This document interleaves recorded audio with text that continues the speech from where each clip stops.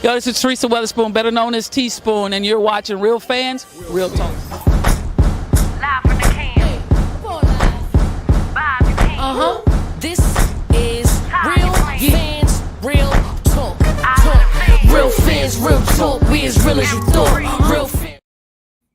What's going on? Welcome to another live edition of Real Fans, Real Talk.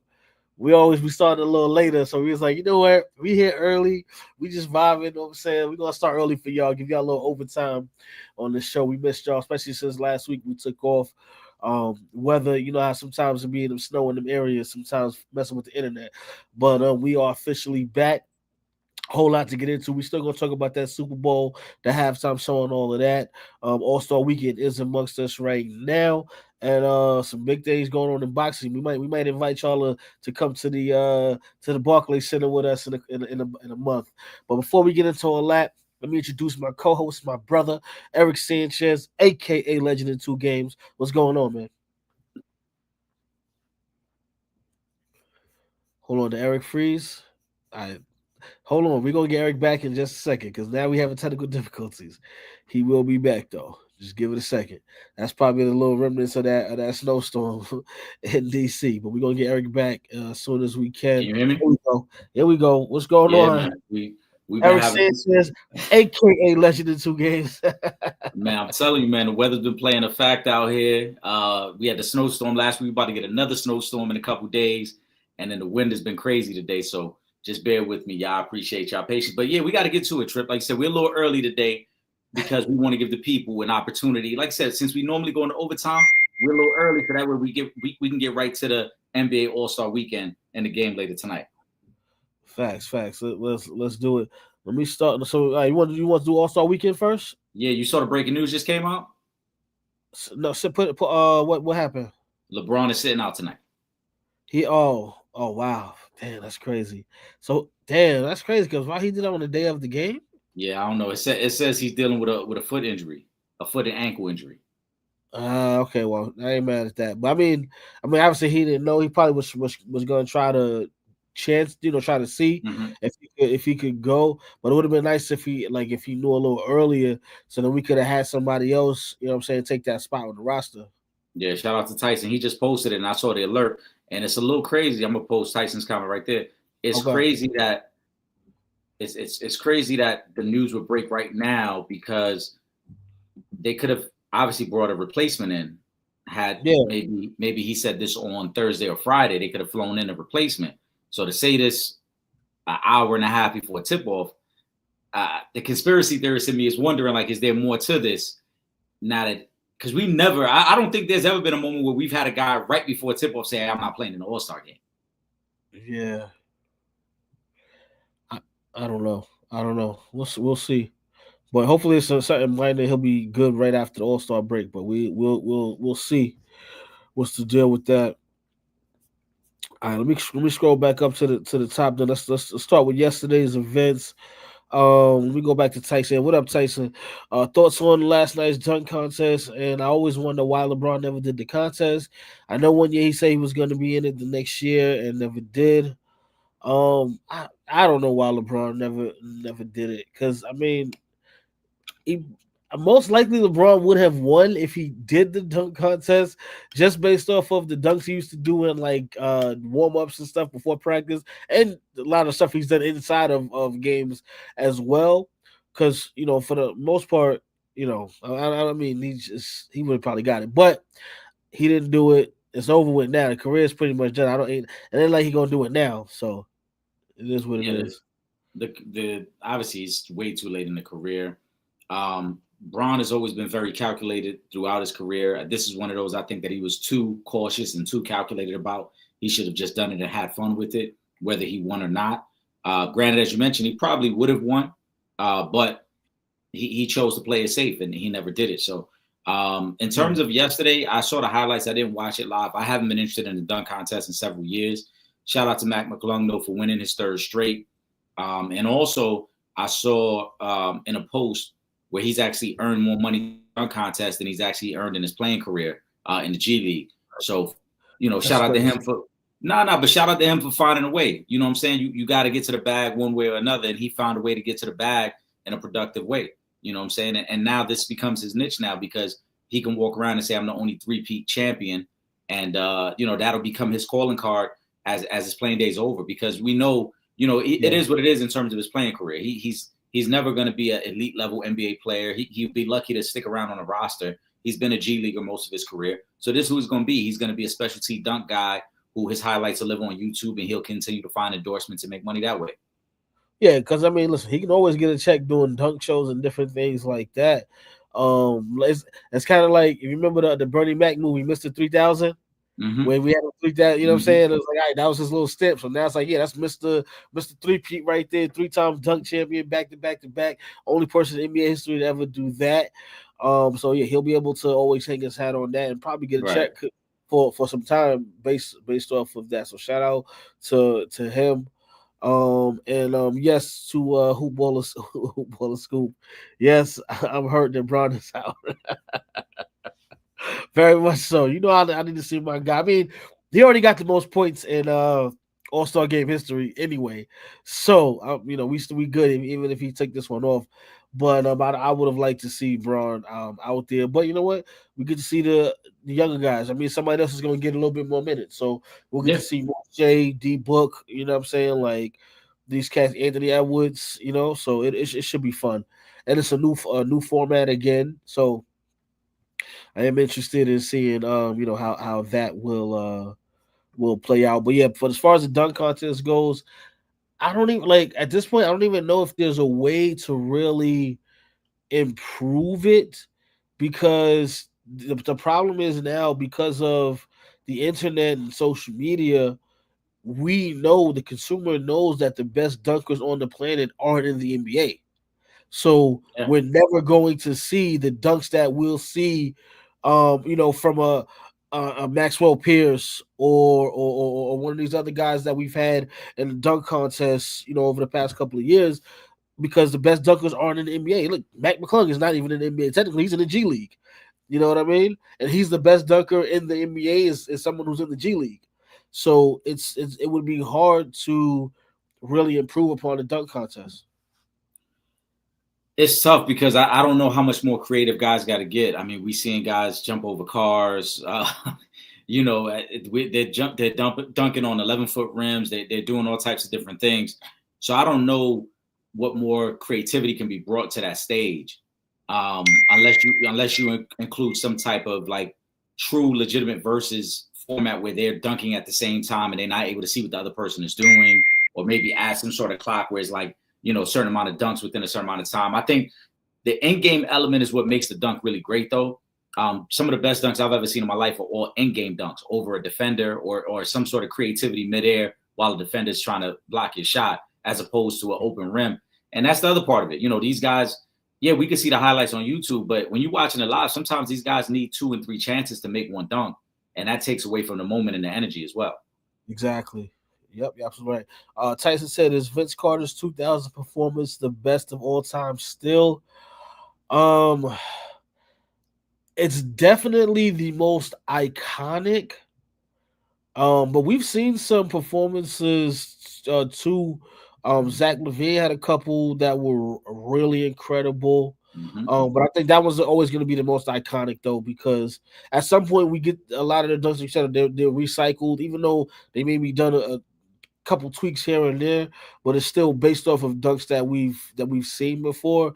And that Vince, that 2000 year was just so iconic, not only just for Vince, but the competition that he went against. Any one of those guys could have won that dunk contest, but the way Vince just elevated above the elevators was just like, that's the dunk contest.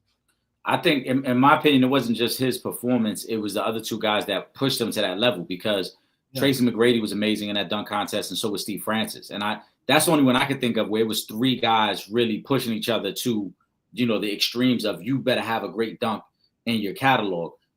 We know about the legendary Mike and Dominique battle. We mentioned, as you just talked about, Zach LaVine and Aaron Gordon. They had a great battle.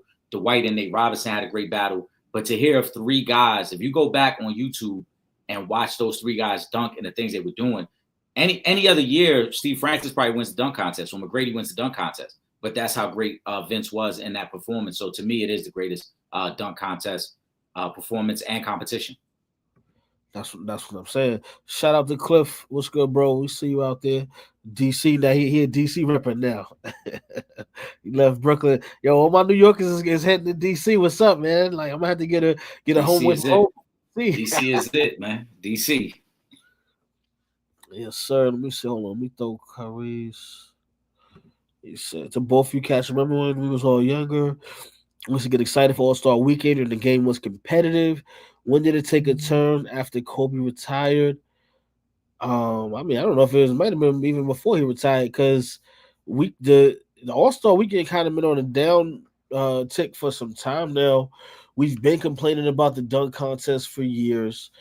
We've been complaining about the All-Star game for years. It's not competitive anymore. They're not playing defense. You know, the first year or two when they changed it up, and it was the captains. It kind of gave it like a little small boost.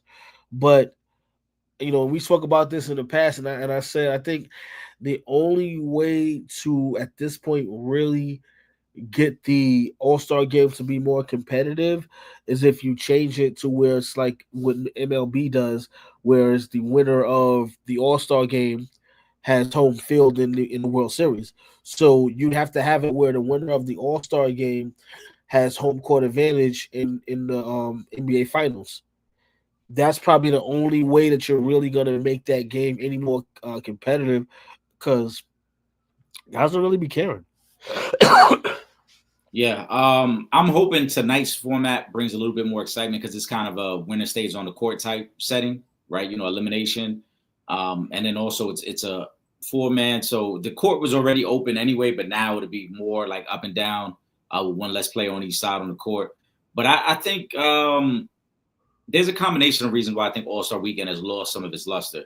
One, the guys really don't compete against each other. We know that. It turns into a legitimate pickup game where no defense is being played. But two, now we get the opportunity to see everybody every week. Prior to Kobe and prior to all these TV deals and the opportunity to see anybody on any given night, All-Star Weekend was your opportunity to see some of these guys play against each other and play together. Now, because of the player empowerment and guys teaming up all the time, and then you got NBA TV, you got TNT on 2 nights a week, you got ESPN, you got ABC on the weekends. We've seen all these guys multiple times already this year. In years past, if you were an East Coast guy like Trip and myself, you might have only got to see the Joker once or twice throughout the year. You didn't really get to see him as much as we get to see him now. And then also, again, the guys teaming up. Back in the day, it was exciting to think of, like you just said, if you were a Kobe fan out west and you're like, oh, Kobe and Chris Paul teaming up for the All-Star game.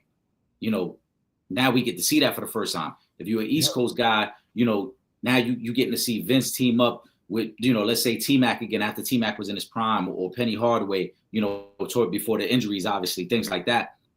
Allen Iverson and Steph that year that they were in DC and they did their thing. Now these guys team up together so much that we already know what these teams look like. We've seen them so many times. And no disrespect to Bron. I know Brandon had mentioned, like, do we get tired of talking about Bron? It's not a matter of, like, getting tired of talking about Bron. It's just fatigue overall because at this point, we've seen Bron play with everybody in the All-Star game. There is no excitement for that anymore. And that's no disrespect on Bron. That just what happens. You're around the league long enough. Like, who hasn't been Bron's teammate at this point, whether on his actual team or in the All-Star game? Who hasn't been Steph Curry's teammate at this point? Is he talking about in the All-Star game, or you say, or are you talking about in general? Are we tired of LeBron? I think he just means overall. Oh, no, if you're talking about overall, then no. Like, why? I mean, if you're a fan of the game, right, and you're watching someone's career who is considered to be one of the greatest of all time, why would you want that to be clipped short? Like, this is not a career that we're going to see be replicated. Yeah, but you know, it's not a career we're going to see replicated. So, yeah, you saw MJ win 3 championships. You would have been cool with that, or you would have still wanted him to win them 3 more, right? Yeah, but you know, I'm so glad you said that, and this is a cross-sport reference because I know we're going to talk NFL in a minute. Those are things you don't appreciate till it's over.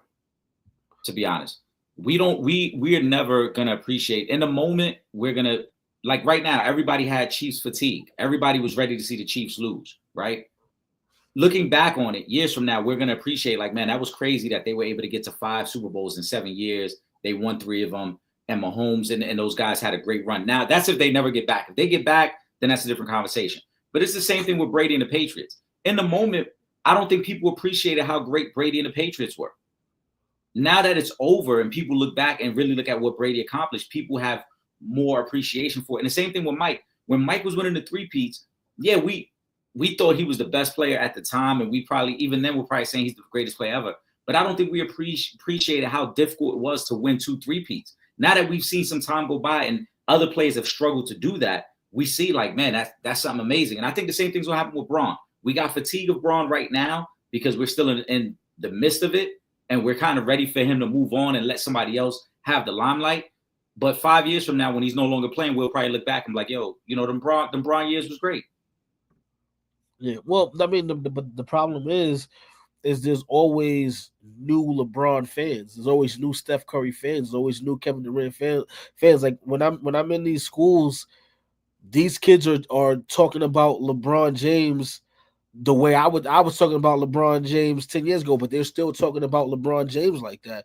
So the younger generation still want to see them. Now, yeah, maybe us being older and have consumed so much more basketball at, you know, the respective ages that we're at, but it's always going to be that one because the younger generations who haven't, and when you're seeing LeBron is still one of the best players in basketball, you see a Kevin Durant at his age. Shout out to Kevin Durant who just hit 30,000 points. When you're seeing these players who are older but you're younger and they're still like the superstars of the game, they want to see that. Yeah, they of course, and I don't think what Brandon or Kyrie is saying is wrong. They're not saying it from a standpoint of a negative. They're just being honest. Like, is it fatigue? And I think so. I think overall it's been that way for a few years now. It wasn't just this year. I think overall people have had a little bit of fatigue of LeBron and LeBron being the spotlight of the league. It's not anything against LeBron, the individual or the accomplishments. It's, as Kyrie just mentioned, focus on other players. Like LeBron is still high. If you go on ESPN's page for All-Star Weekend and like Bron is the picture that's in the middle of the other All-Stars. He's still the focal point. And I think what people were saying is like, let's start focusing on some other guys. That's the thing is it's easier said than done when LeBron is still playing at such a high level. I understand, but Trip, you and I both know he's not the best player in the game right now. He's still a great player. Right. So I think what the guys are saying is selling a brand, and they want the most eyes, and the most eyes are gonna be on LeBron. I think you can do both. But put the whole team up there with LeBron. You can do both. I think you can sell the brand and still give him his flowers as a great ambassador of the game. You can do both. But right now, you know, I think again, people just have fatigue of it and people are ready to move on to some other guys. And maybe tonight is that start of that because LeBron isn't playing. See, this is the thing, right? But it's like, all right, listen, if I got Wayne on for the cover, I don't think I'm gonna go back. I don't think I'm gonna put Gutter up there on the cover and give them. They're gonna always push the biggest name. That's just how the business goes. Even if we want to see it differently, that's just what they're gonna do. They're gonna push whoever's the biggest for the brand to continue to push their brand and get their profits up. Janetta said, I just went to the Mavs Warriors game in Dallas. I was amazed at the star power of Stephen Curry. The building was cheering for Curry. Gosh, I'm saying, like, because they love him. These guys are older, but it's like, yo, dude, they're still the most loved players. And it's like, it's tough because you want to push the younger guys because those are the guys that got to carry the league once these dudes retire. But it's like at the same time, then it's like also like, but these are the guys that's going to push our pockets in the current right now. So I don't know. You gotta try to find some type of, you know, intermediate.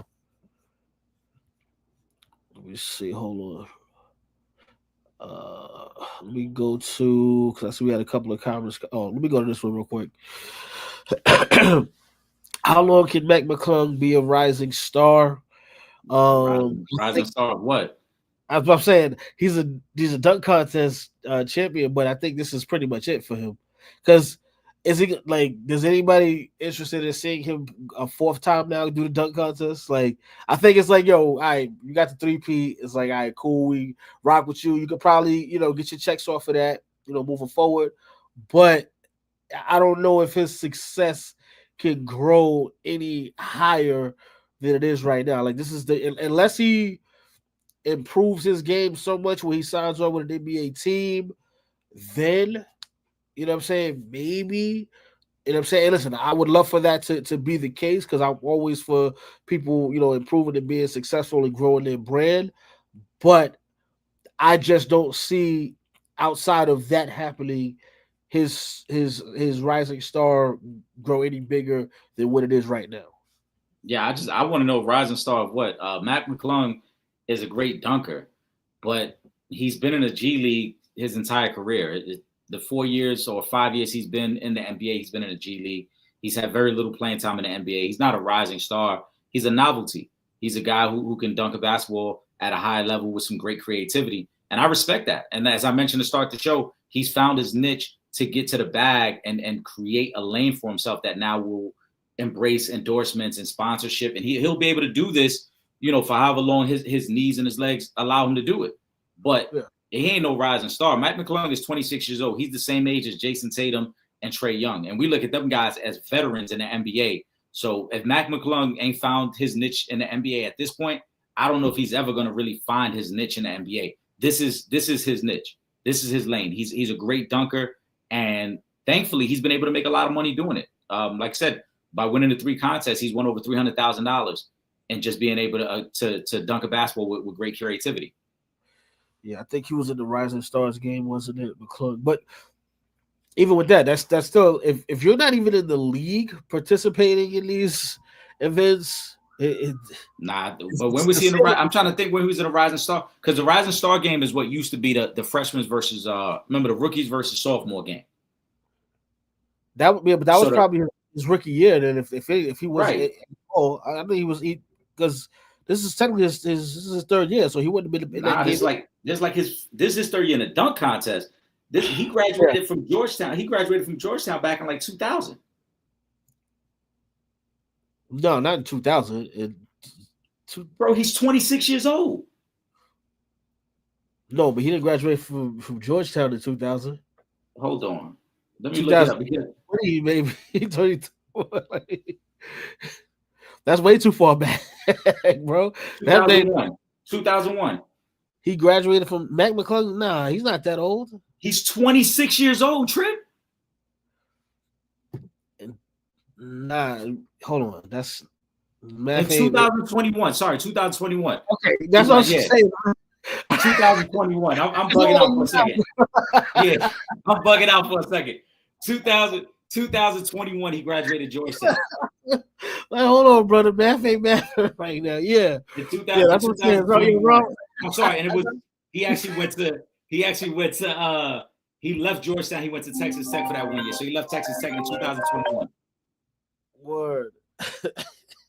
Yeah, he might have been in the Rising Star game that first year when he was in the league, but I don't even know if he was even getting significant playing time that first year in the league. Yeah, that because he wasn't even on the Laker roster to 22. Bro, so he might. Yeah, he wasn't getting no minutes like that. I don't know if he was in a Rising Star game. But in any event, his ceiling is pretty much where it's at, like right now. Yeah, this is where it's at. Shit, he might as well have graduated in 2000. That's what it is. He a great dunker. That's what it is. Yeah, basically, he's not getting no extras on this one. It's over for that. Let me go back up to the top because I know we missed a couple of questions. We got I know you see y'all gonna make us miss football season because we got mad football questions up here. All right, let me see. Luka has played 2 games with the Lakers so far. Of course, he looks out of shape. He can't try to defer. He's the best player on the Lakers. Bron needs to step back.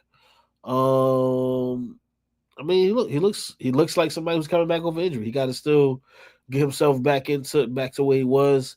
As far as being out of shape, Luka's always out of shape. So, you know what I mean? Like he still took his team to the finals last year, being quote unquote out of shape.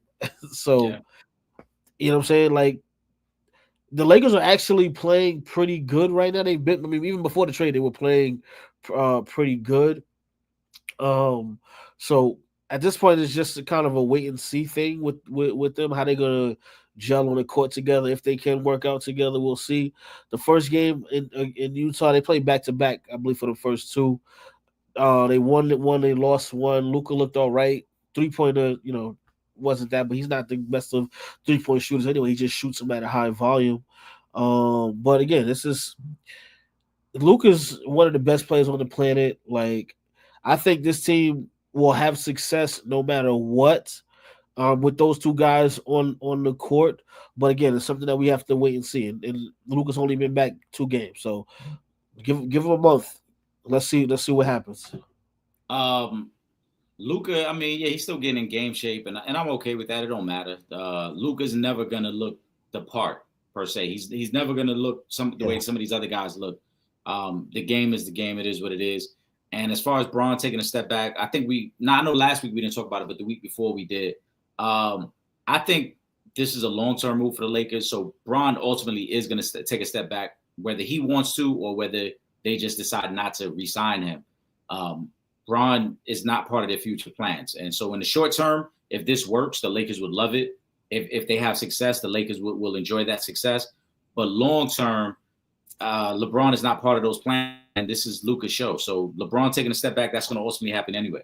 And Ron, I didn't watch the festivities yesterday. If you're telling me Mac McClung was in the Rising Star game, that's disgusting by the NBA. I'm sorry. The dude has been in the G League for 4 years. Why is he in the Rising Star game? Hold on, let me. You telling me the rookie, there wasn't enough rookies from last year and this year to fill a roster that they had to put Mac McClung in? Wait, he played in the game this year? Ron just said Mac McClung was in a Rising Star game last night. He said, look up the roster, Eric, LOL. That's weird because I didn't even know G League stars played in that game. If he was, again, I don't know why. You telling me that the NBA couldn't find 24 guys between last year's draft and this year's draft that should be on the court? And usually, isn't it only your first 2 seasons where you qualify for that? Yeah. The Rising Stars game used to be what was called the rookies versus sophomores. Yeah, So it used to be rookie guys against second-year guys. That's what I'm saying. You telling me the league ain't got enough quality young guys that were drafted over the last 2 years that could have played in that game? I mean, this draft class was pretty weak. So. All right, even still, you could have went back 3 years ago. Was Scoot Henderson in the Rising Star game? Listen, I don't know. I don't know what to tell you, bro. I gotta look it up, bro. That's crazy. I don't know. I don't even like. I don't know about that one. I can't call it on that one. Hold on, let me see. Because they did team. I see what they did. They did the Team G League. That's why. What, Team G League versus the NBA rookies? Yeah. Oh, you know what? That's actually kind of interesting. Who won the game? That's what they did. The rookie team did. They're playing. They were labeled as Team C, so they'll be playing tonight. Okay. This whole thing is weird. Hold on, let me see. Yeah, Team G League. Mac McClung was on there. Let me try. All right. How do you feel? Oh, okay. Well, we kind of talk about this, but how do you feel about the new All-Star game format? I think Adam Silver is always trying to change stuff. Remember, he used to have an NBA award show. Yeah, because he's always trying to change stuff because we're always talking about how bad the All-Star weekend has gotten. So I can respect Adam Silver for trying to reinvent the wheel and work on new ways to draw fans in. Because again, we sit up here every year and talk about how bad the dunk contest has gotten, how bad the game has gotten. They don't play no defense. The only thing we even really somewhat like, shout out to my guy, my guy Swaggy T, Tyler Hero, for winning the dunk contest. But we complain every year, so he's gonna keep doing things to try to stop everyone from complaining. Yeah, he's got to keep trying to do new stuff because obviously they want us to pay attention. They want us to watch. And right now, the product that they put out for All-Star Weekend in the past hasn't been that great. You saw the previous comments where they talked about it, that people aren't excited about All-Star Weekend the way they once were. So he's got to keep trying new things, and that's the new format. They introduced the skills competition years back to try to change that up. Now they're doing the new All-Star format where it's, Team Chuck, Team Kenny, Team Shaq, You got the rookie team that's playing tonight in an elimination style format. So they're just hoping to generate some sort of interest for this weekend so that it doesn't just completely fall apart. Copy.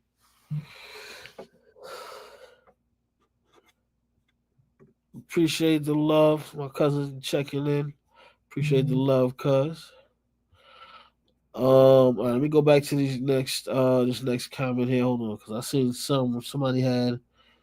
So okay. Shout out to Hoopball Scoop. Shout out to my guy Hoopball Scoop, man, because he's still to check in with us. Nothing but love. And you know what I'm saying? Like he's a big supporter. So I gotta send love to Hoopball Scoop. Talk about AD's first game, then his yeah, that's tough, man. To see him get in and get hurt. I think he's supposed to be out for like a month, I believe, if I'm not mistaken. That's a tough one, but again, you understand those are the chances that you're taking when you trade for Anthony Davis. You understand he has an injury history, but you also understand that when he's healthy, he's probably one of the top 5 players in the world. It doesn't change my mind on the trade. As I said before, the Dallas Mavs did a terrible job of making this trade happen. We highlighted this 2 weeks ago when we said now the Mavs are built around 2 injury-prone stars and AD and Kyrie, also 2 guys that have never done anything on their own. They've done it in conjunction with LeBron. So now AD being out, if you're the Mavs, I mean, this is the ultimate lose-lose for you. You lose AD for an extended period of time. You hope that you can get him back in time to build some sort of chemistry with Kyrie and the rest of that team. And then also, you're going to probably watch Luka go off now in the second half of the season because he's going to be motivated to prove to you that you should have never gave up on him. So you made a trade where you took the superstar that was 7 years older with an injury history as opposed to a perennial MVP who just led you to the NBA Finals. Yeah, you already was looking crazy behind that. And then, as Ron Ross said, they're already missing Derek Lively. Yeah, and Gafford is out as well. So if this was supposed to be your win now trade, the road to the finals the road back to the finals just got a lot tougher for the Dallas Mavericks. So, but listen, I hope AD gets back and can turn things around. But again, they were already in a deficit right now as far as in the standings order. So now it's like you're playing catch up. It's just Kyrie out there. You don't have you don't have anybody basically. So can Kyrie win you enough games or not lose enough games? Keep you somewhere in the mix until these guys come back. A month is a long time, and a month. Are you going to come back and get right back to it? It's going to be a month, and then it's going to take you like another week or two to get right, get back into game shape. I don't know. You know what I'm saying? But again, that trade is just looking worse and worse for the Dallas Mavericks. Yeah, it's a bad situation to be in if you're Dallas. The fans are revolting against you. You have people getting refunds on the rest of their season ticket package. It's a really, really bad situation. I think that's going to turn ugly if AD isn't completely healthy and helps them make a deep playoff run. Because if they're early exit in the playoffs, wow, that trade looks terrible, Trip. Yeah. Now, we're going to get to that Jimmy Butler comment in a minute. But do the Lakers have enough talent to make noise? I don't know. I can't say right now because that's a huge change when you're talking about the type of player that Anthony Davis is and what he contributes to the Los Angeles Lakers and the type of player that Luka is and what he's going to contribute to the Los Angeles Lakers. So I can't really assess that until we have a solid month and a half of the team playing and I see how they're able to gel. I don't think the Lakers have enough. They don't have a big obviously that trade that was rescinded with Charlotte could have had some major impact for them. But yes. They don't have enough. And I still stand on what I said before. This trade isn't about this year for the Lakers. This was a move by Rob Pelinka to prepare for the future. And keep in mind, guys, because you guys have, we've had this conversation many times, and you guys get sick of us talking about LeBron. Believe me, I don't want to talk about LeBron as much as you guys think, but you guys keep bringing him up. The Lakers were already at a crossroad for the past few seasons. They weren't going to get over the hump as currently constructed. So Rob Pelinka made a move for the future. So this isn't about making noise this year. This is about making noise 2 years from now when they're able to fully build the roster around Luka. Yeah. Let me go back. I saw this. Hold on. We're gonna get to the NFL in a little while. But then there was like 2 or 3 more NBA comments we gotta get to first. Hold on. Let me go. Let me find that. Okay, here we go. I got it right now. Warriors are 3-1 since Jimmy Butler has joined them. To me, he brings belief, and he gets to the foul line. And the game has been so much easier on Curry. They look re-energized. Of course, that's what you're going to get from Jimmy Butler because he wants to be there right now.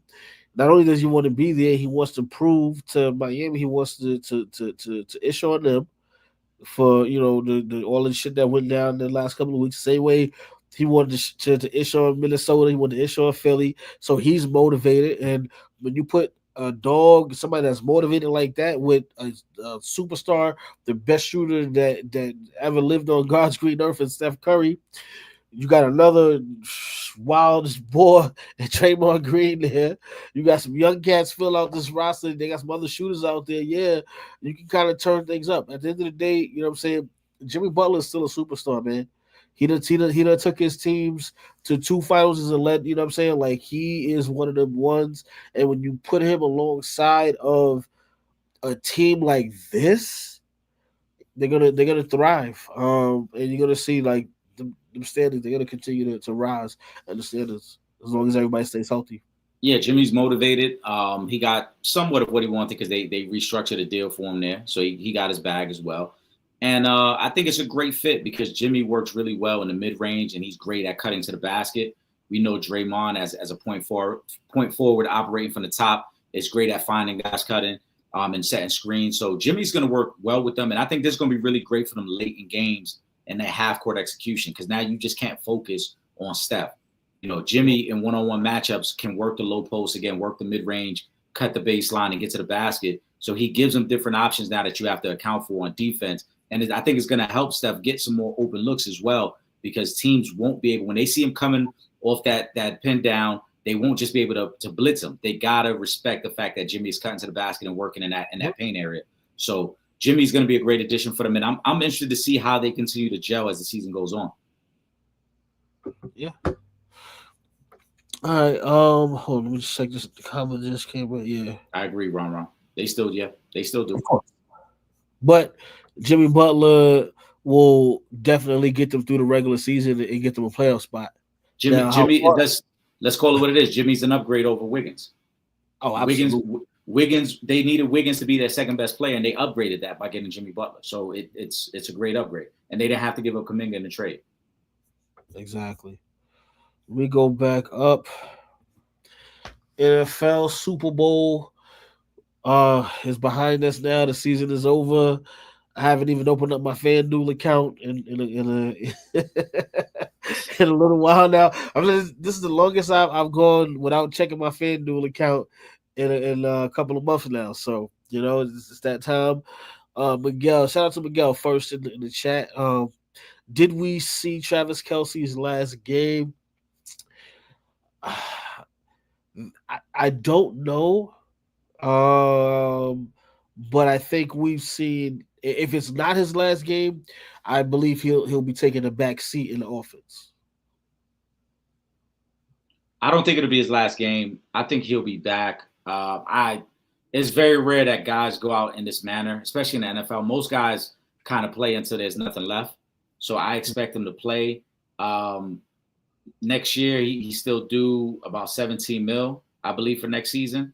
Maybe a little bit more than that. No, it's $17 million for next year, actually. So I expect him to be back. I think the biggest takeaway, though, was that the Chiefs need a true number one option at receiver.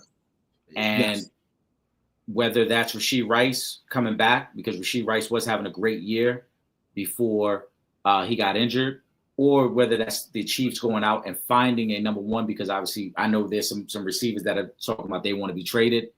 That's going to be the biggest adjustment for the Chiefs. I think Kelsey's going to be back, but they still need to upgrade to get a true number one. Shout out to Cliff, because you're right, and we're going to be talking about that very soon.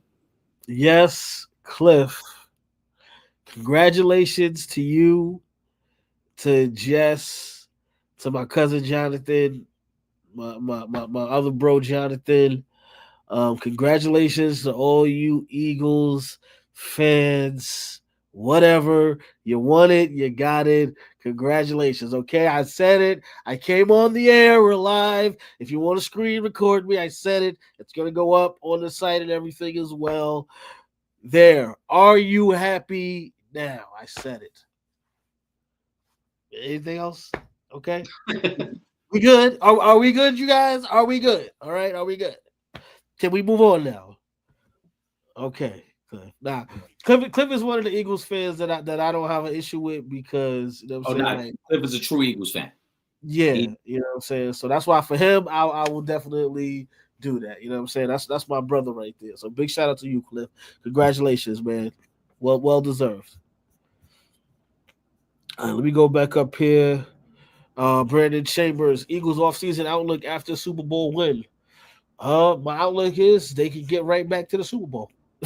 that's I mean, they have a young enough roster. They still, you know what I'm saying, they got the number one defense.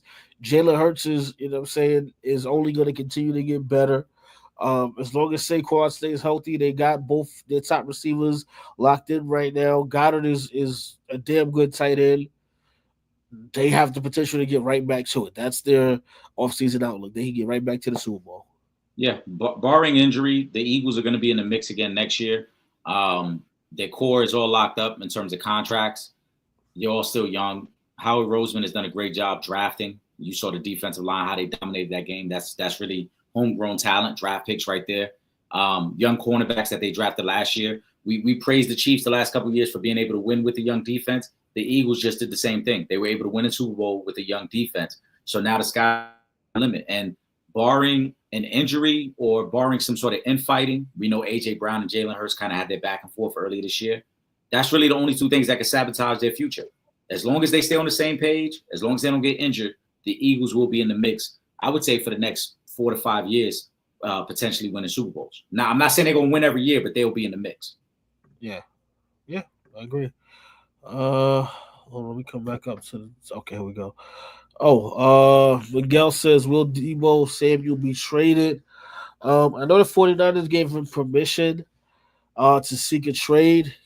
Guess what? There's a team in Kansas City looking for a number one wide receiver. Would they trade him to a team that beat them in the Super Bowl? I don't know, but I'm sure Deebo will have a lot of suitors. I think that's also going to shake up draft night as well. So be on the lookout for that. I think he does get traded though. At this point, I think he does because this has been going on for a little while now with them. So yeah, I think it's about time that it happens. Trip, I really wish people would give us our credit because this is one of the things that we talked about many times, and I said it after last season that the 49ers, when they gave Brandon Ayuk that money, they were going to be in a tough spot because Trent Williams got his deal. We know McCaffrey's paid, Kittle's paid, Fred Warner's paid. Brock Purdy has to get paid this offseason. That's going to be the big. That's going to be the big one for them. Yep. I don't know if he's going to get traded, though, I'm be honest, because the 49ers have about $47 million in cap space. So depending on what the Brock Purdy deal is, that's going to absorb most of that cap space. They'll probably try to defer some of that as signing bonus so that it won't count according to the actual cap. But $47 million, most of that is going towards Brock Purdy this year. Everybody else is locked up. They may try to flip Deebo for picks, but they don't really need picks. They actually have a first, second, they got 2/3 and a fourth. So 5 of their picks are within the top 100 of this year's draft. So they're going to have the opportunity to be selecting some quality talent or make a trade themselves if they feel there's a piece out there that they need to bring in. They could trade Deebo and flip the picks to move up to get a wide receiver replacement. Right. And that's what I was about to say. You could kind of do what Minnesota did that year when they traded Stephon Diggs to Buffalo, where they flipped Stephon for picks and then drafted Justin Jefferson, and you get the cheaper replacement. So they could do that as well. They could be in the market for another player somewhere else if they decide to flip Deebo and bring in more picks, whatever the case may be, move up. I think Debo will be on that roster though. I don't think they will find the trade that they're looking for. I don't think the receiver market is going to be too great this year because one, you got T. Higgins as an outright free agent. If Cincinnati doesn't bring him back, T. Higgins will be the leader of this class. And then outside of that, you're going to have other veterans that are going to be available. Tyreek Hill is going to be available. We already know that. Now Debo is saying he's going to be available. I think other guys will become available as well. So I think that the receiver market is going to dwindle down because I just don't think people are going to pay top dollar, whether it's draft picks, whether it's money for receivers, because we know every year you can draft 3 or 4 quality guys coming out of college, and then you can always find the veterans to fill those needs. Okay.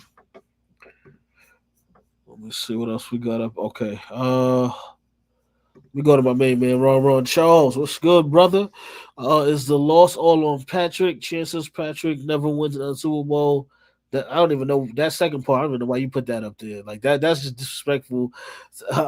Like what? No, dude. Clearly, like all that game said to me was you're not always going to be able to get over without having a legitimate number 1 or number 2 wide receiver.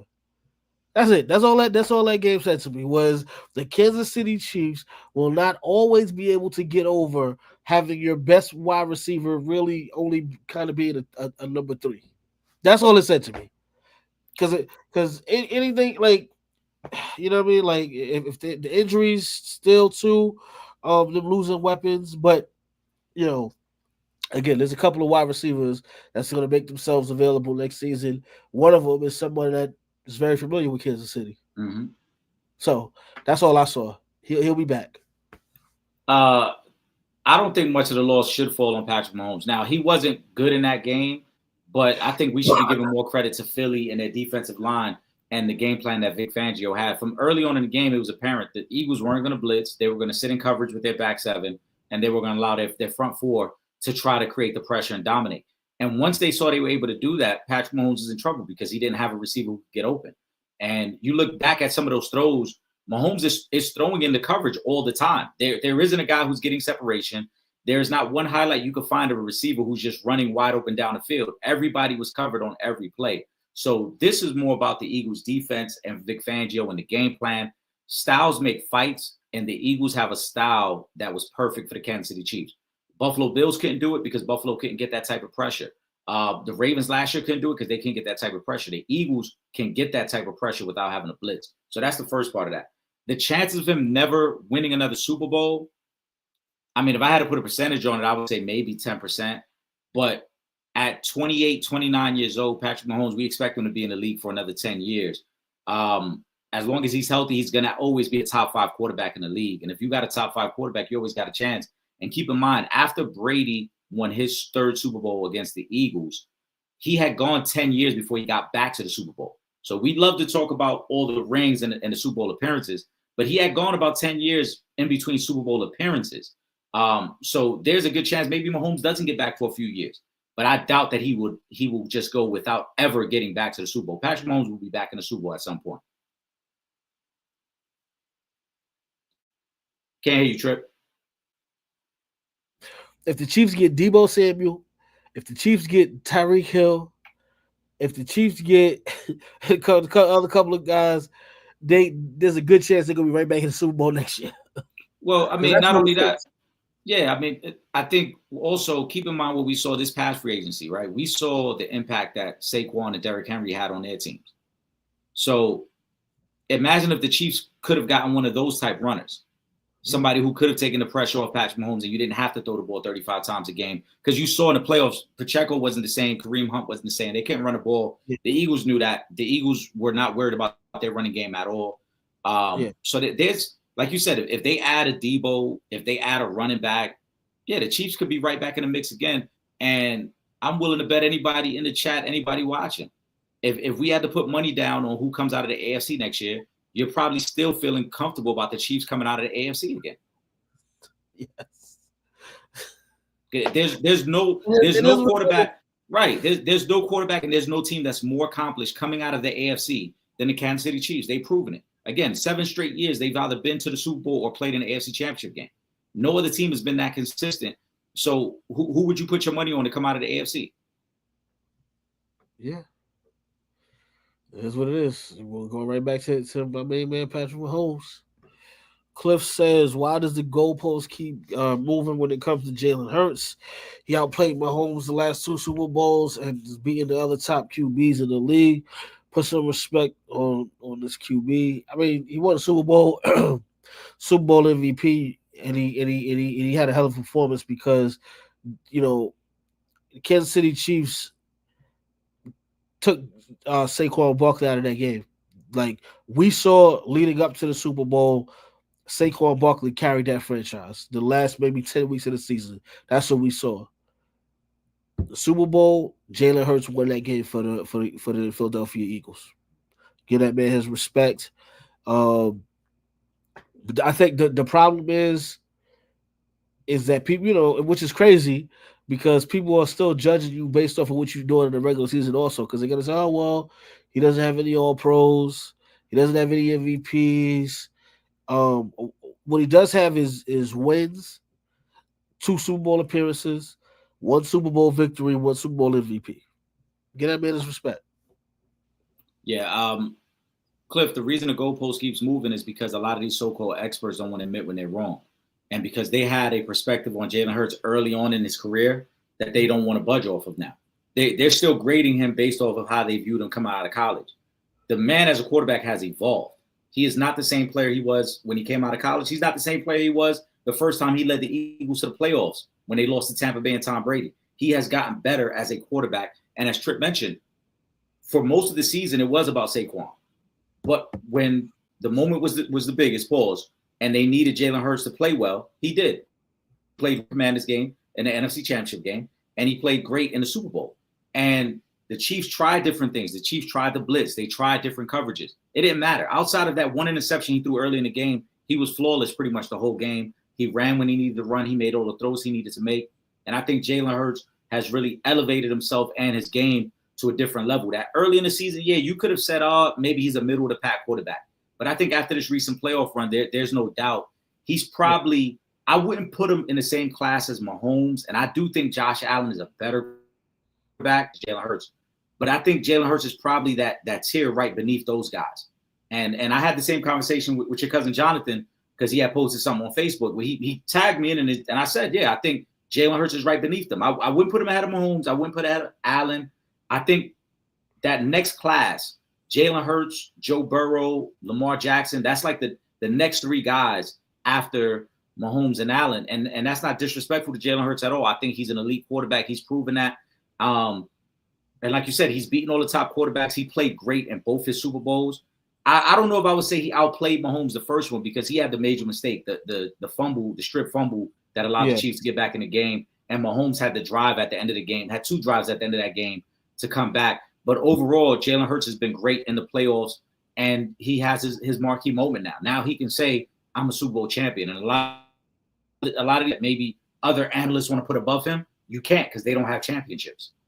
Let me ask you this. So is Jalen Hurts the best quarterback in the NFC East? Absolutely. Okay.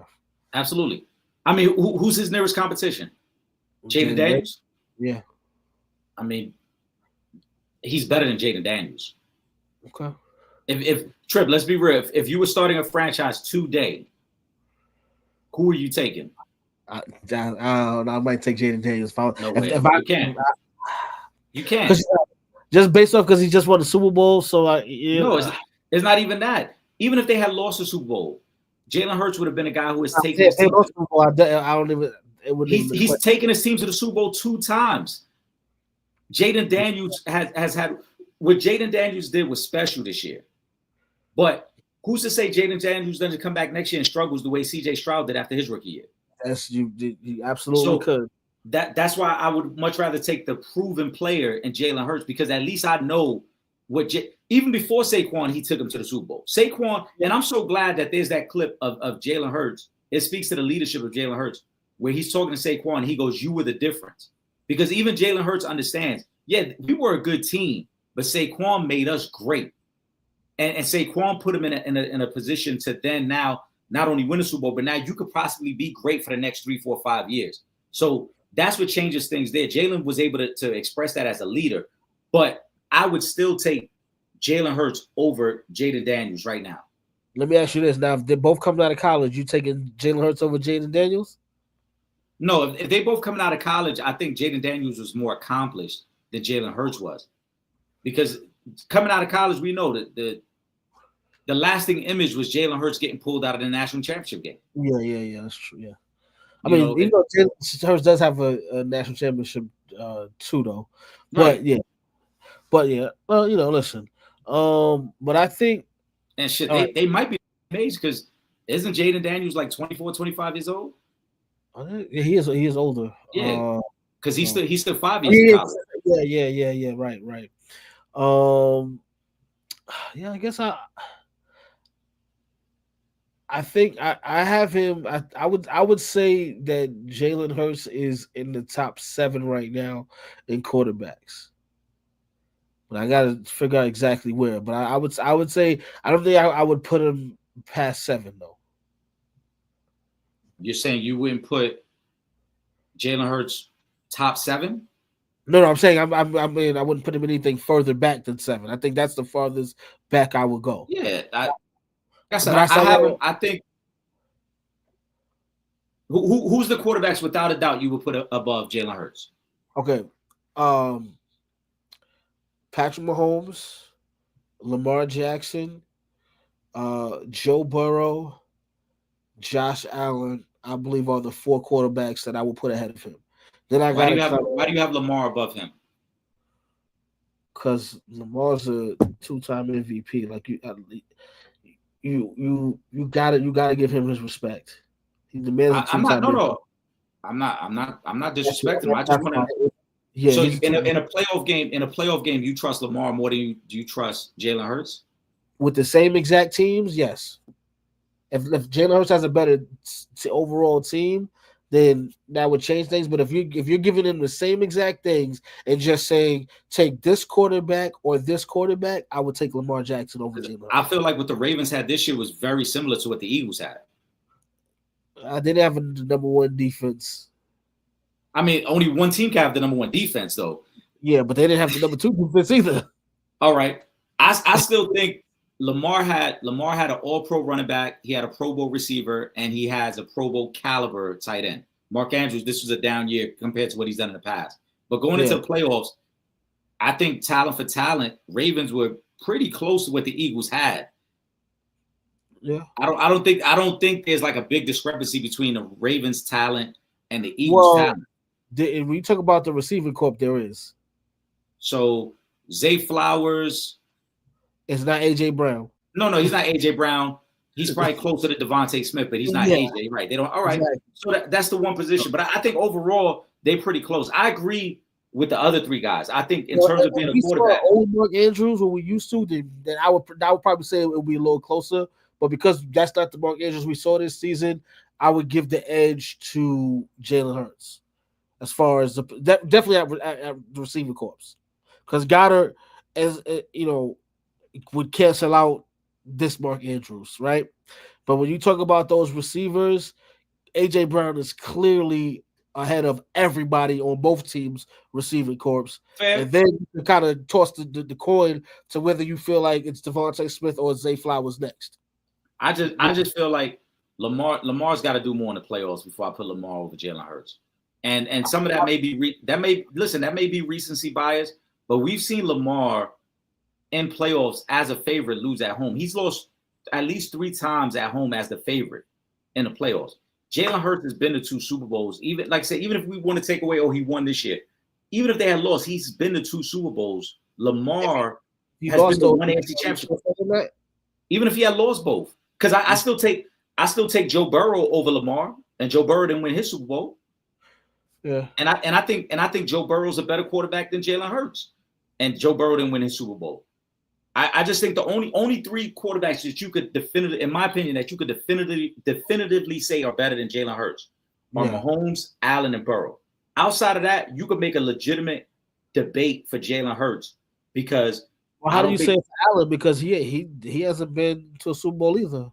Because I think Josh Allen has damn near done everything he could to beat the Kansas City Chiefs, and he just can't. His team can't do it. If you look at Josh Allen's numbers in those games, what could Josh Allen have done more? There's nothing else his team could have. There's nothing else Josh Allen personally. It's hard to say because it's like I don't. Yeah, but Like, to say because like to Cliff's point, right? Like when he said Jalen Hurts has outplayed Mahomes. I mean, you can say Josh Allen has outplayed Mahomes in them games as well. It's just that one or two plays have been the difference in those games. Yeah. But I think Josh Allen has been phenomenal, and I think this year to me really cemented how great Josh Allen is because we talk about all these other teams and the weapons they have. Who's Josh Allen number one receiver? Amari Cooper. That they traded for midseason and really didn't do much anyway. Yeah, I think in terms of numbers, I think Khalil Shakur was their number one guy in terms of receptions and yards. Yeah. James Cook was their leading rusher, but James Cook is nowhere on the level of Derrick Henry and Saquon. No, and shout out to him because he actually had a really great year. Yeah, he had a good year. Yeah, but again, he's up at that level though. Right. When you're comparing Josh to these other guys and you're looking at the talent they have, you know, these other teams got all pro running backs, all pro receivers. He has none of those things. He doesn't have an elite defense. He doesn't have elite weapons around him. Nothing else on that team other than Josh Allen is elite. Yeah. So I think to me those are the only three. After that, like I said, you could have the conversation however you want. I think Lamar, Jalen are in that next tier of quarterbacks, and then you got a lot of good quarterbacks around the league, and I think Jared Goff is a really good quarterback. I don't think he's on that level, but he's a really good quarterback. I think Stafford is still a really good quarterback. I think Jordan Love is a good young quarterback. So there's some good quarterbacks, but I think Jalen Hurts is probably top 5 now at this point. This win cements him. I think these past 2 games put him in that top 5 conversation.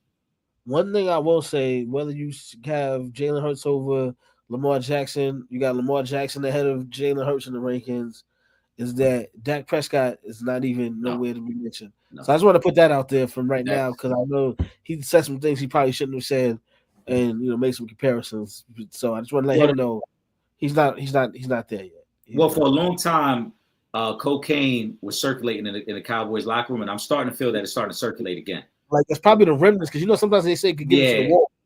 So that's when the residue's around, you don't realize it can get in your pores, Trip. Yes, that's get in your pores. That's probably what. Yeah, that's what I heard. I heard it could get in your pores, Trip. That's what I've heard. But because in the last month we heard Micah Parsons say if it wasn't for the scoreboard, we was right there with him. I don't know how.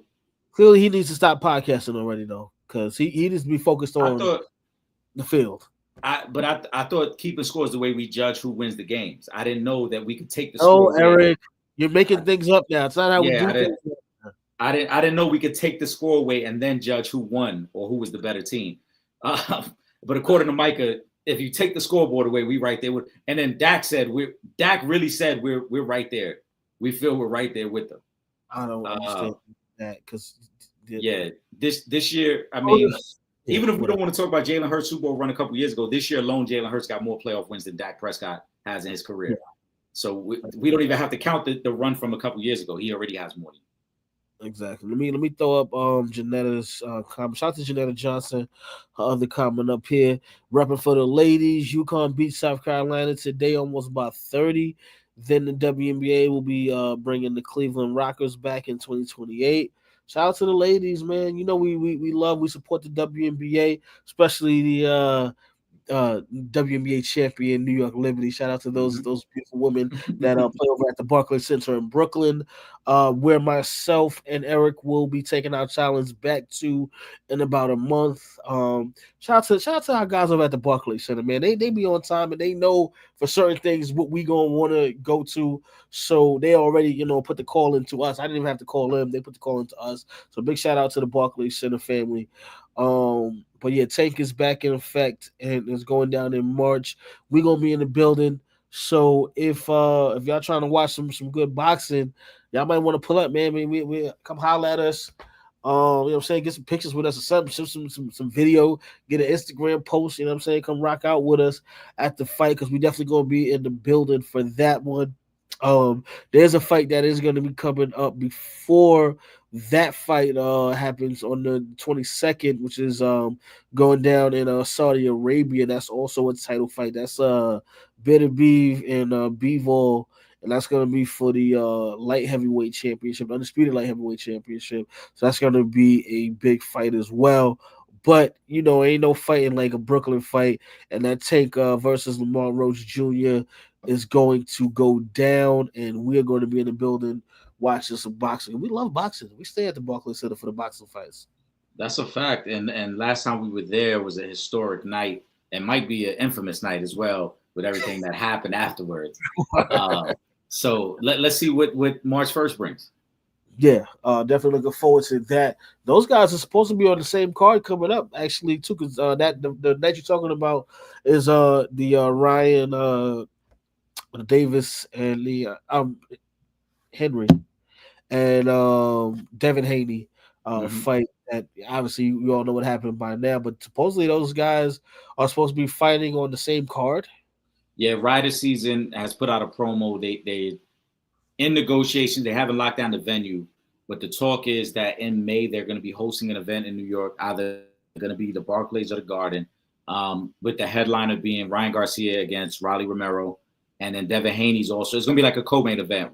Devin Haney's supposed to be on there as well, so it's supposed to be a great night of boxing. I have not heard the specifics on it just yet in terms of the actual date, where the venue will be, and the potential broadcasting outlets for that. But if they put it together, I mean, Rider Season is the one who came through and they worked out the deal with Canelo, which solidified the Crawford-Canelo fight along with 3 other Canelo fights. And Rider Season has been working hard to put the best fighters in the ring against each other. So it looks like they're trying to do that and start the new year off right by getting us going early. Copy. Let me go back. There was a question out here, a comment that I missed, and I want to make sure I got back to it. Big shout out to Scoop Poop. After the NBA comments, y'all got to talk about Kendrick Lamar's halftime show. Rated. I gave it a 10. However, while watching the performance, I said if he does not perform, they not like us, I would only give it a 7. But the fact that he made that happen, that made it a 10 for me. Yeah, I mean, I'm gonna say. Only reason I don't want to say is a 10 because then I know somebody's like, all right, so is it the greatest halftime show you've ever seen? And then we got to go down there because Trip, this is what happens. Everybody wants to rank everything. They can be multiple 10, like yeah, but you Trip, what you have for lunch today? Just real quick, what do you have for lunch today? What did I have for lunch today? I had a can of Chef Boyardee. All right. You had the spaghetti and meatballs or the ravioli? Pause. Spaghetti and meatballs. All right. So, was it the best spaghetti and meatballs you've ever had on a Monday in your life? Because that's the rabbit hole we're about to go down. You already know that. So, I'm just for the sake of a debate, and I don't want to go down that rabbit hole. I'm gonna say it was a 9 out of a 10. I thought it was greatly choreographed, well put together. The message was not missed on me. I know some people needed 3 or 4 takes to understand the message, but I got the message really quickly. And I thought it was a great performance. And I thought the people who maybe weren't familiar with Kendrick's catalog were trying to nitpick at it because they wanted it to be more pop and bubblegum. But I think if you understood Kendrick's message, if you've been familiar with Kendrick's work, this was a great performance and you knew exactly what it was. And I also like that he didn't rely on any star power. That was one of the other things that people debated. Like, will he bring other artists out with him? He didn't rely on star power. He held it down on his own, and he put on a great show. Yeah, shout out to Kendrick. And hold on, one more thing, Trip. One more thing. Because we live in this era of content and shock value. A lot of you guys, even some of you guys that support us, I got to pull your card now. Y'all owe Jay-Z an apology because y'all were highly upset that it wasn't Lil Wayne doing the show. Y'all were highly critical. Oh, it's only Kendrick because he got Not Like Us out. And Kendrick put on a great performance with a great message. And people still won't give Jay-Z his flowers. You guys will still find a reason to be mad at Jay-Z for whoever he picks next year. So give Jay his flowers now because this is several Super Bowls in a row where we've gotten a great halftime show, and Jay deserves credit for that. And that was the other thing I was gonna say too. From a production standpoint, it was incredible. Like the show was incredible. So I didn't want to stress that. Let me go to Tyson's comment. Will Jay go white next Super Bowl? Maybe, but I mean, I think he's still going to throw a brother or a sister up in there somewhere as well. But it's possible. But Jay-Z is. Listen, what my man Hov say, never ran, never will from Browns. Like, nah, Jay-Z ain't just because somebody says this or says that. Because guess what? Whatever you would like to say, this halftime show was the most viewed halftime show ever. So clearly, Jay-Z is doing something right.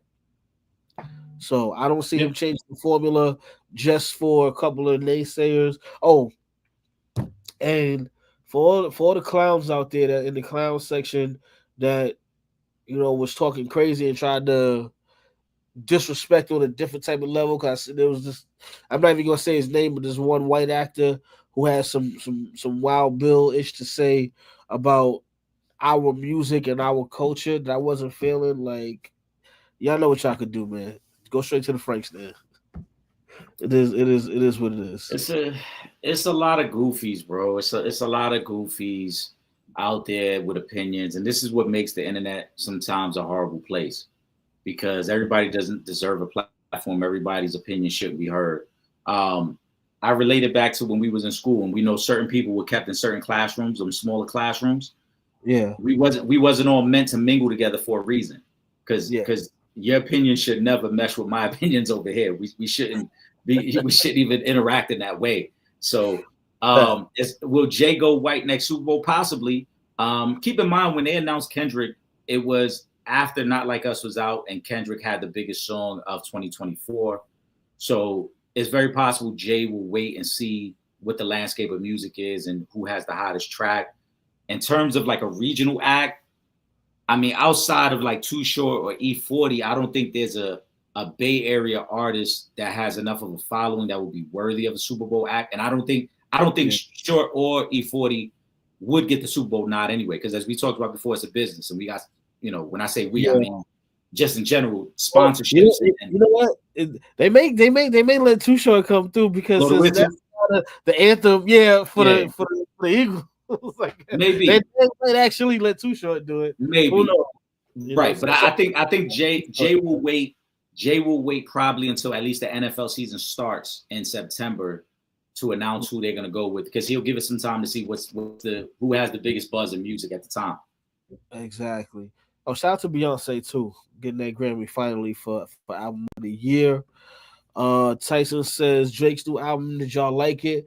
I'll be honest with you, Tyson. I haven't heard it yet, but I will give it a listen this week. And just drop that question back next week, and I'll let you know what I think. But I will say this: I have actually heard positive reviews about the album, so we'll see. I haven't listened to the album. I'm not overly eager to listen to it. I might give it a listen tomorrow on the way to work or something. But I mean, Drake is dope for what he does. So I Trip, I come across to a lot of people. I come across as a hater to some of these people just because I don't agree right away. I'm not the biggest Drake fan, so I'm never going to be excited when he drops new music, but I'll give it a listen. Yeah, and that's the thing. It's just like, are you into that? You know what I'm saying? Like, I do rock with Drake. Like, I am a Drake fan. Like, even though I've been highly critical just because I don't respect a lot of the moves that he's made this year. But so I do fuck with Drake. I will listen to it and check it out and see what up. And like I said, drop that question back next week, and then we'll go from there. With that being said, Eric, you want to give us a final thought? Absolutely, man. Hope everybody had a great Valentine's Day. Hope everybody's doing well out there. And I want to double back on something I just said too, man. The internet could be a lovely place, and we appreciate the support. As I always say that every week, the interaction with you guys. As you can see, we've been on live for an hour, 15 minutes, and the time breezes by because we're able to have this conversation with you guys. But we got to stop taking the internet so literal, and we got to stop spreading so much of this negativity that just gets thrown against the wall. people talking about Jay. We had comments about Jay when the allegations came out about him, but I ain't see one person's comment on the fact that the case itself was dropped because they saw all the inconsistencies in this woman's story. And Trip and I have had this conversation on air and off air. We got to stop playing with people's names and their freedom. You can't be throwing allegations out there about somebody, especially something that crazy, to say I was held down and raped, knowing that this man has a wife and kids that he has to answer to and he has to see every day, just for the sake of, oh, it sounds great on the internet. I might be able to get a bag off this. We got to get to a place now where we understand and just have some common sense. Like, we got to cut the nonsense out, bro. We're falling for the clickbait. We're running with the gossip, but yet nobody's talking about the truth when it comes out. It's crazy. I saw all the blogs run with the story when it first came out, but I don't see a lot of them same blogs posting now that the case has been dropped. So for me, I just would feel like we got to get back to that type of space again, where we start using our common sense. Let's cut out all the hate, bro. A lot of y'all's hating on people just because they're successful. Like, just look at it what it is. You may not be a fan of somebody, but it doesn't mean you got to hate them, man. Facts. Shout out to the fam, MREC TV, because he definitely posted. That's a fact. It wasn't, you know what I'm saying? That. So big shout out to my guy MREC. On that note, I'm just gonna say this as my my final thought. This is Black History Month, and no matter what is going on right now in this country, we still go pay homage to those that came before us. And to the ones that's making their own history right now. So shout out to everybody. It's Black History Month. Enjoy it. Honor the ones that came before us. Because we got a lot of legends, new and old. So just pay homage, man. And appreciate y'all, man. Thank y'all to all the supporters. Yo, y'all show us so much love. Y'all been rocking with us. Y'all continue to rock with us. We working on some new things right now. We got a new studio in construction right now, so I'm excited about that. And the fact that you all have still, you know, every week you still come back and rock out with us, man. Nothing, you know what I'm saying, is greater than that. So thank you to you all. Make sure you continue to follow us on all our social media, Instagram, Twitter at Real Fan Talk. Facebook.com/Real Fans Real Talk, YouTube.com /For the Fans Productions. And if you're not in New York City, you can't watch us on Thursday nights on Horizon 43 from 8 to 9 p.m. Do not worry. You can still watch us from anywhere in the world. You see the website right there, realfansrealtalk.com. Click that red button on the home page, and you can watch from anywhere in the world. While you're online, make sure you subscribe to the two best podcasts out. That's the Sanchez Show podcast and the Real Fans Real Talk podcast. New content dropping all the time. With that being said, for myself, Trip Young, and my brother, my co-host, Eric Sanchez, aka Legend in 2 Games, we up out of here. Peace. This is Deion Grant from the New York Giants, Super Bowl champ, and you're watching Real Fans Real Talk. Live from the can. Vibe the can. This is Real Fans Real Talk. Real fans, real talk. We as real as you thought. Real